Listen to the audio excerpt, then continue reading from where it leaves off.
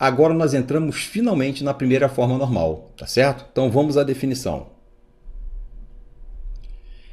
A primeira forma normal, tá lá a representação, né? 1FN, né? É a parte da definição formal de uma relação. Então qualquer tabela que não respeite a primeira forma normal, ela não pode ser chamada de tabela. Paradoxo, né? Então qualquer coisa que não esteja na primeira forma normal não pode ser chamada de tabela, tá certo? Porque faz parte da definição de tabela. Foi definida para não permitir atributos multivalorados e atributos compostos e suas combinações. Quando o atributo é multivalorado e composto ao mesmo tempo, o Navat, né, um autor renomado da área, ele gosta de dizer que o atributo é complexo, tá certo? Vamos lá. Olha a definição aqui, ó. Uma relação está na primeira forma normal se e somente se todos os seus atributos contêm apenas valores atômicos, simples e indivisíveis, né? Ou seja, eles não podem ser multivalorados e nem compostos, tá certo? Vamos usar um exemplo prático? Vamos lá. Então olha aqui esse problema, pessoal. Vamos analisar essa relação. Relação, pessoal, não precisava nem falar isso. Todo mundo já sabe que relação é sinônimo de tabela, beleza? Mas vamos lá, a gente está dando um mole aí para vocês, hein? Então tá lá, pessoal, olha o que aconteceu aqui. A pessoa que está modelando esse banco de dados, né, ele fez o seguinte, ele criou CPF, nome, sexo, localização e telefone. E aqui, pessoal, olha o que está acontecendo aqui, ó, a localização. Rio de Janeiro, RJ Brasil. Brasília, DF Brasil. São Paulo, SP Brasil. Porto Alegre, RS Brasil. O que está acontecendo aqui? Nós temos uma localização. O que pode acontecer aqui no momento de consultar esse banco de dados? Você pode perguntar o seguinte, ó, me mostra as pessoas que moram no Rio de Janeiro. Me mostra as pessoas que são da cidade de Porto Alegre. Me mostra as pessoas que são do estado de São Paulo. Me mostra as pessoas que são do Brasil. Então, pessoal, essas consultas vão ser baseadas em parte desse campo. Então, se a gente faz consultas para recuperar parte desse campo, quer dizer que aqui tem uma semântica importante para o nosso negócio.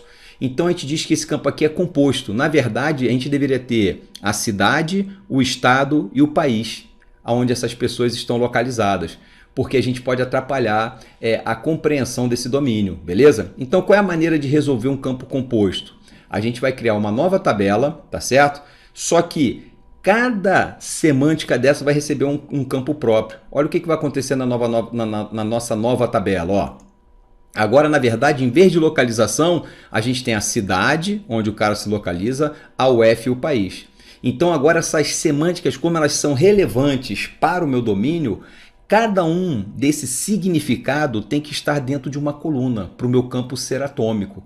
Então eu acabei, a partir daí, com o meu campo composto, tá certo? Então como é que a gente resolve o problema de campo composto? A gente cria uma tabela onde cada semântica daquele campo vai ser representada por uma coluna.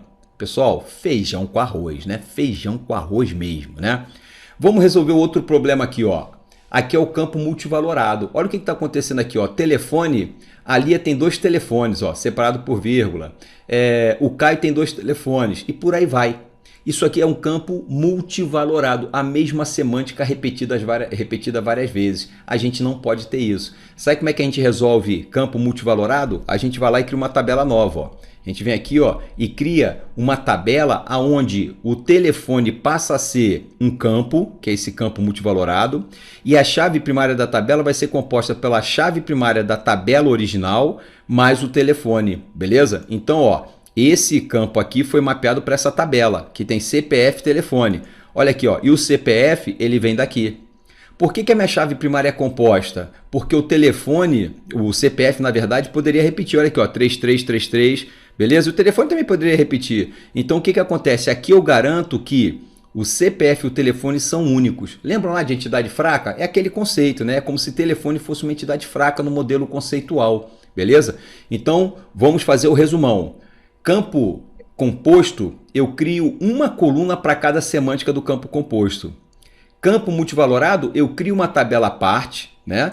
Onde o campo vai compor a chave primária juntamente com a chave primária da tabela original. A tabela original não era pessoa, então o CPF vem para cá e vai compor essa chave primária dessa tabela. Olha aqui a referência, aqui, ó, ele é chave estrangeira também, né? Então o CPF, para existir aqui, eu tenho que garantir que ele exista na minha tabela pessoa, beleza? Então eu ficaria com uma tabela pessoa e uma tabela telefone. Resolveria tanto o problema de campo multivalorado, né, que é esse aqui do telefone, quanto do campo composto.